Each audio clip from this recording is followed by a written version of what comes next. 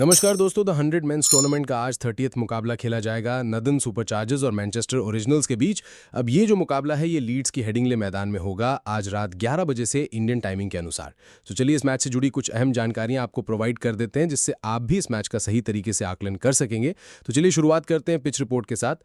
Leeds के Headingley मैदान में अभी तक 19 मुकाबले द 100 मेंस टूर्नामेंट के हुए हैं, जिसमें से 11 मैचेस फर्स्ट बैटिंग करने वाली टीम ने जीते हैं और एवरेज स्कोर रहा है 1507 का, जहां लो स्कोर सडन ब्रेव ने बनाया 119 रन और हाईएस्ट स्कोर गया है मैनचेस्टर ओरिजिनल्स का 208 रन। अब यहां पर एक मैच का कोई रिजल्ट नहीं निकला है। अब जहां तक बात है फर्स्ट इनिंग के स्कोरिंग पैटर्न की, तो एक बार स्कोर 100 से नीचे, 7 बार स्कोर 100 से 150 के बीच, 4 बार स्कोर 111 से 180 के बीच, 6 बार स्कोर 181 से 200 के बीच और महज एक बार स्कोर जो है वो 200 पार गया है। तो ये थे फर्स्ट इनिंग के स्कोर। अब यहीं पर अगर हम बॉलर्स के प्रदर्शन की बात करें तो 2024 के बाद से मेंस टूर्नामेंट के 7 मुकाबले इस ट्रैक पर हुए हैं, जहां 71 विकेट टोटल चटकाए गए, 44 विकेट पेसर्स ने और 27 विकेट स्पिनर्स की झोली में गिरे हैं। यानी कि ओवरऑल जब आप देखते हैं तो गेंदबाजों को भी equal amount of opportunities provide करता है ये ट्रैक, जहां पर फास्ट बॉलर ज्यादा कारगर साबित हुए हैं। अब यहीं पर जब हम टीम्स के प्रदर्शन की बात करते हैं तो नदन सुपरचार्जर्स का ये होम ग्राउंड है, जहां उन्होंने 17 में से मात्र 7 मुकाबले जीते हैं। वहीं मैनचेस्टर ओरिजिनल्स ने 4 में से 2 मुकाबले इस ट्रैक पर जीते हैं। रही बात हेड टू हेड कंपैरिजन की, तो दोनों टीम्स के बीच अब तक 4 सीजन्स में 9 मुकाबले हुए, जहां 4-4 मैचेस दोनों टीम्स ने जीते हैं और एक मुकाबले का रिजल्ट नहीं निकला। रही बात इस अपकमिंग कॉन्टेस्ट की, तो नदन सुपरचार्जर्स एक तरफ ऐसी टीम है जो कि क्वालिफाई कर चुकी है, वहीं मैनचेस्टर ने इस सीजन में सबसे शर्मनाक प्रदर्शन करते हुए 7 में से मात्र 2 मुकाबले जीते थे। अब यहां पर जब हम बात करते हैं इस अपकमिंग कॉन्टेस्ट की, तो दोस्तों सबसे पहले अगर हम नदन सुपरचार्जर्स पर गौर करें तो टीम के पास Jack Crawley, Dawid Malan, Michael Pepper और हैरी ब्रूक जैसे खिलाड़ी मौजूद हैं जो कि टॉप ऑर्डर में रन स्कोर करते दिखे हैं।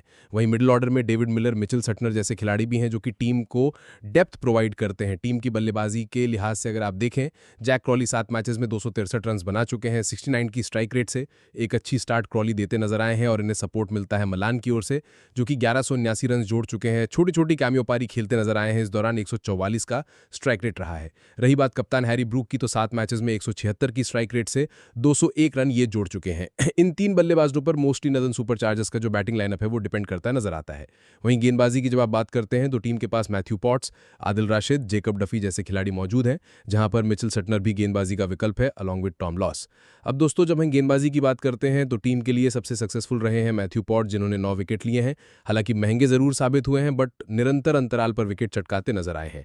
वहीं टॉम लॉस की जब हम बात करते हैं तो 7 विकेट ये चटका चुके हैं 8.8 की इकॉनमी से, और जेकब डफी के हाथ 5 मैचेस में 7 विकेट लगे हैं 9.3 की इकॉनमी के साथ। अब चूंकि ये ट्रैक फास्ट बॉलर्स को सपोर्ट करता ज्यादा नजर आता है तो इन 3 गेंदबाजों पर आपकी नजर जरूर होनी चाहिए। हालांकि आदिल राशिद की परफॉर्मेंस भी डिसेंट रही है। अब यहीं पर जब हम बात करते हैं इनके अपोनेंट्स मैनचेस्टर ओरिजिनल्स की, जो कि ऑलरेडी एलिमिनेट हो चुके हैं और पॉइंट्स टेबल में सबसे निचले पायदान पर हैं, उसका एक सबसे बड़ा रीजन है कि टीम के पास Phil Salt, Jos Buttler, Heinrich Klaasen जैसे खिलाड़ी हैं। रचिन रविंद्र टीम में मौजूद हैं, लेकिन रन स्कोर करने के मामले में महज फिल सॉल्ट और जॉस बटलर का नाम आता है, जहां बटलर ने 213 रन जोड़े हैं, 133 का स्ट्राइक रेट है। वहीं फिल सॉल्ट ने 7 मैचेस में 194 रन बनाए हैं 136 की स्ट्राइक रेट से। अब यहां पर एक चीज साफ नजर आती है कि पहले तो यही 2 धुरंधर बल्लेबाज रन स्कोर कर रहे हैं, लेकिन रन स्कोर करने का जो दबाव है वो उनकी स्टैट्स पर साफ झलकता है। रही बात गेंदबाजी की, तो यहां पर टीम के पास एक डिसेंट बॉलिंग अटैक मौजूद है। They have Scott Currie, Josh Tongue, Sonny Baker along with Tom Hartley, Ish Sodhi, जो कि इस लाइनअप को डिसेंट बनाते हैं। वेल गेंदबाजी के लिहाज से मैनचेस्टर ज्यादा बेहतर रही है, जहां करी ने 7 मैचेस में 8 विकेट लिए हैं। जॉश टंग के हाथ लगे हैं 12 wicket in just 5 matches at an economy of 8.1 and Sonny Baker के हाथ लगे हैं 9 विकेट एट 7.6 की इकोनॉमी। अब गेंदबाजी भले ही टीम की कितनी ही स्ट्रांग रहे, जब रन ही नहीं बनेंगे तो टीम जीतेगी कैसे। अब जब हम दोनों टीम्स को आमने सामने रखते हैं तो कहीं ना कहीं अगर मैनचेस्टर को ये मुकाबला जीतना है तो उनकी बल्लेबाजी को थोड़ा और स्ट्रांग होना पड़ेगा, which has been the biggest drawback for Manchester in this entire season. दोस्तों यहीं पर जब हम बात करते हैं नदन सुपरचार्जर्स की, तो ओवरऑल टीम डिसेंट है और जीतने की भी दावेदारी पेश कर सकती है। अब आपके लिहाज से अपकमिंग कॉन्टेस्ट में क्या मैनचेस्टर इस आखिरी मुकाबले में जीत दर्ज करके सीजन को एक विनिंग नोट पर खत्म कर पाएगी? कमेंट सेक्शन खुला हुआ है, जवाब जरूर दीजिएगा।